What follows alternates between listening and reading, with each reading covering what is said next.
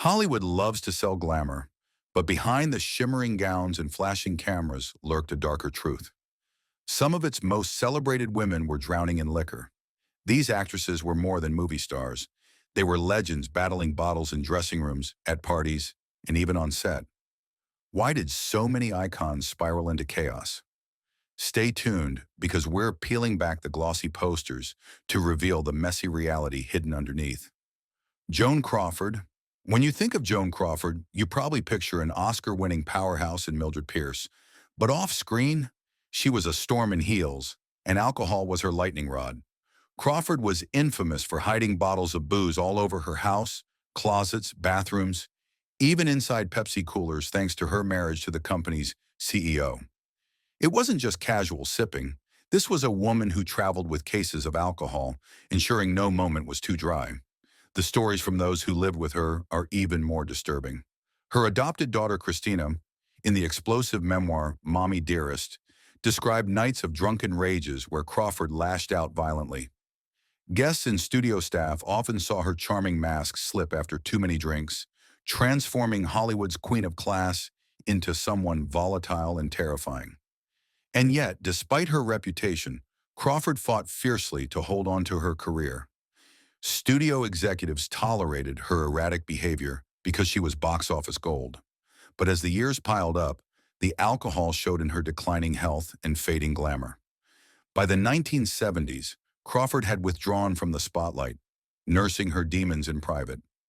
Her final years were oddly quiet, but the damage was already done. To fans, she was still a star. To those close to her, she was a cautionary tale.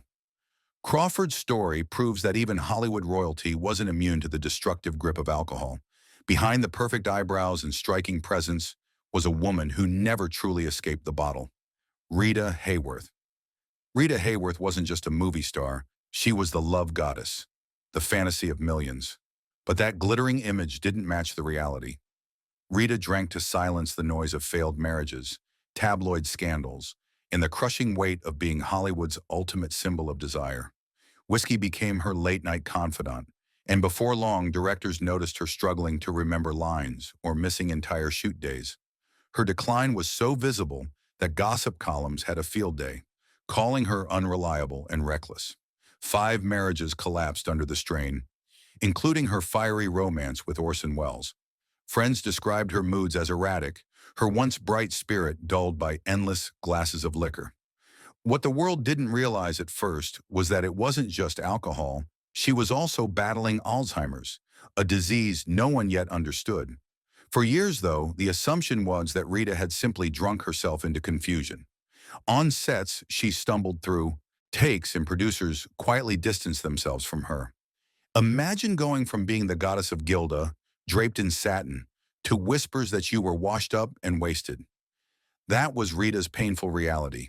In the end, her daughter Yasmin Khan stepped forward to reveal the truth about her illness. But by then, Rita's image was already cemented in the public's mind as another Hollywood tragedy fueled by alcohol. She left behind a legacy of unforgettable beauty and heartbreaking fragility. If Joan Crawford's alcoholism was explosive, Rita's was a slow-motion fade into oblivion. Ava Gardner. Ava Gardner had it all.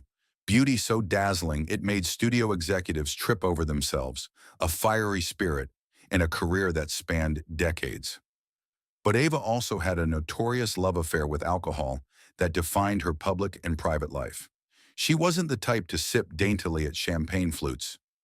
Ava was known for downing whiskey and tequila straight, often matching the hard-drinking men she ran with shot for shot. Her nights out became Hollywood legend. Parties with Gardner were loud, chaotic, and drenched in alcohol. She could be magnetic and fun one moment, then combative the next. Directors dreaded filming days after her binges because she showed up hungover, disheveled, or just unwilling to work. And yet her beauty and charisma were so overwhelming that producers kept forgiving her. She was simply too valuable to abandon. Her marriage to Frank Sinatra only amplified the madness. Their relationship was a cocktail of passion, jealousy, and alcohol-fueled fights that made headlines as much as their work did. Even as her health declined, Ava refused to slow down. Friends begged her to cut back, but Gardner never truly let go of the bottle. By the time she retreated to London in her later years, alcohol had taken its toll. Strokes, illness, and years of damage caught up with her. Still, she clung to her image as a wild woman, unrepentant about the choices that both made her famous and destroyed her. Ava Gardner remains proof that Hollywood's brightest stars often burn themselves out at both ends, and alcohol was often the spark. Talullah Bankhead. Talullah Bankhead didn't just drink, she made drinking her brand. Known for her husky voice, sharp wit, and wild personality, Talullah practically dared the world to keep up with her. While other actresses tried to hide their drinking, Talullah flaunted it, showing up to rehearsals sloshed and bragging about how much gin she could consume in one sitting. Her antics made her both a legend and a liability. Directors often couldn't rely on her. She'd stumble onto set, forget lines, or simply burst into uncontrollable laughter during serious takes. At parties, she was the life of the room, tossing off scandalous one-liners while clutching another glass. Studio executives tolerated her because audiences adored her, but behind the curtain, everyone knew alcohol was wrecking her health and career. Her reputation for excess overshadowed her undeniable talent. Instead of being remembered solely for her commanding stage presence, she became a punchline about drinking too much gin. Her boldness made her an icon to some, but it also locked her into a cycle of self-destruction. Unlike Ava or Rita, Talullah wasn't hiding. She was practically shouting her alcoholism from the rooftops. In the end, her body couldn't keep up with her bravado. Heavy smoking and endless drinking destroyed her health, cutting short what could have been a much longer career. Talullah Bankhead might not have cared what people thought, but Hollywood did, and eventually her outrageous lifestyle eclipsed her artistry. She was unforgettable, but not for the reasons she may have wanted. Bette Davis. Bette Davis was the queen of Hollywood attitude, famous for her sharp tongue and powerhouse performances. But her drinking? That was almost as legendary as her Oscar-winning roles. Davis wasn't shy about it either. She had a reputation for pouring vodka like water and lashing out with even sharper words once it kicked in. On set, her drinking made her notoriously difficult to manage. Directors spoke of her storming out of scenes or arguing with co-stars when the alcohol fueled her already fiery temper. She fought with nearly everyone in the industry, and alcohol only fanned the flames. Some wondered if her endless feuds were born in the bottle rather than in her personality. Her personal life was no better. Marriages crumbled, friendships soured, and the tabloids lapped it up. She insisted her talent was all that mattered, and in many ways, she was right. Bette Davis remained one of the most bankable stars in Hollywood long after her contemporaries faded. But the cracks showed, and her drinking added to her reputation as difficult, abrasive, and impossible to control. The irony is that her screen persona, strong, commanding, and fearless, was often mirrored in her drunken behavior. She became her own kind of myth. Bette Davis, the woman who could fight anyone with a drink in one hand and a cigarette in the other. Love her or hate her, alcohol only added to her legend, cementing her as Hollywood's reigning queen of defiance, even if it took years off her life. Judy Garland. If Hollywood had a poster child for broken dreams, it was Judy Garland. The girl who sang Somewhere Over the Rainbow was pushed into stardom so young that her childhood vanished into studio contracts and prescription bottles. MGM executives fed her pills to stay awake, pills to sleep, and when that carousel stopped working, Judy reached for alcohol. By her 20s, she was already spiraling. Concerts became unpredictable spectacles. Sometimes she dazzled, sometimes she stumbled onto stage late, visibly drunk, slurring lyrics, with fans torn between heartbreak and loyalty. On movie sets, she was equally unreliable, her once flawless voice cracking under the weight of booze. Directors dreaded the gamble of hiring her, but her star power was irresistible enough that they kept trying. The saddest part? Judy often knew she was in trouble. Friends described her moments of clarity where she admitted the bottle had her trapped. Yet surrounded by enablers and opportunists, she never found lasting stability. Alcohol became both her comfort and her curse. Her story isn't just about one woman, It's about an industry that squeezed every drop of magic from her and then left her to collapse. Garland's legacy is eternal, but so is the tragedy. A voice that could move mountains, destroyed by a bottle that promised escape and delivered nothing but heartbreak. Carole Landis. Carole Landis, the blonde bombshell of the 1940s, had everything going for her: beauty, charisma, and a career on the rise. But in Hollywood, perfection was an illusion. And for Carole, alcohol became the way to cope with heartbreak and career disappointments. She was a fixture at the most raucous parties, glass in hand, laughter masking the sadness beneath. Her friends often recalled her as the life of the room, but they also noticed her reliance on alcohol. Night after night, Carole drowned her insecurities in cocktails, her confidence boosted by gin and whiskey. The studio system was merciless. One flop could send your career plummeting, and Landis drank harder with every setback. Hollywood gossip soon turned her struggles into spectacle. The same tabloids that once hailed her beauty began hinting at her dependence on booze.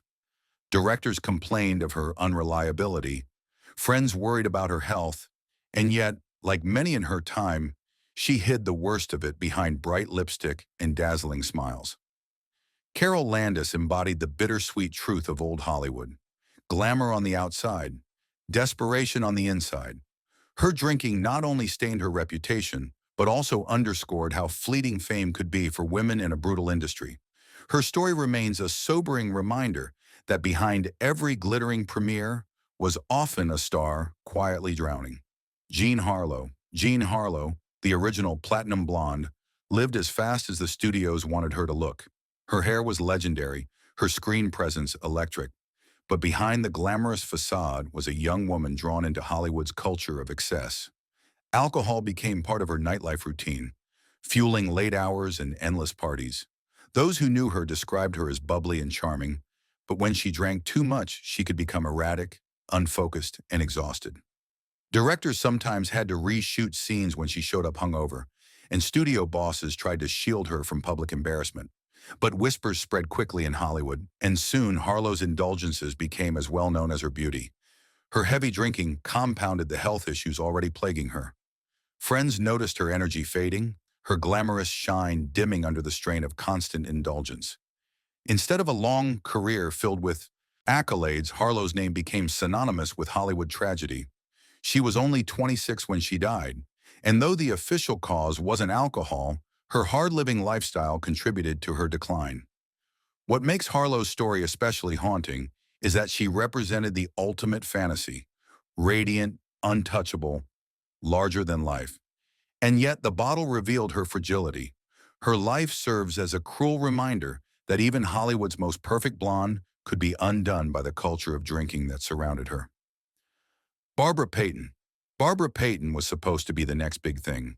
With her striking looks and sultry screen presence, she landed contracts in the 1950s that promised stardom.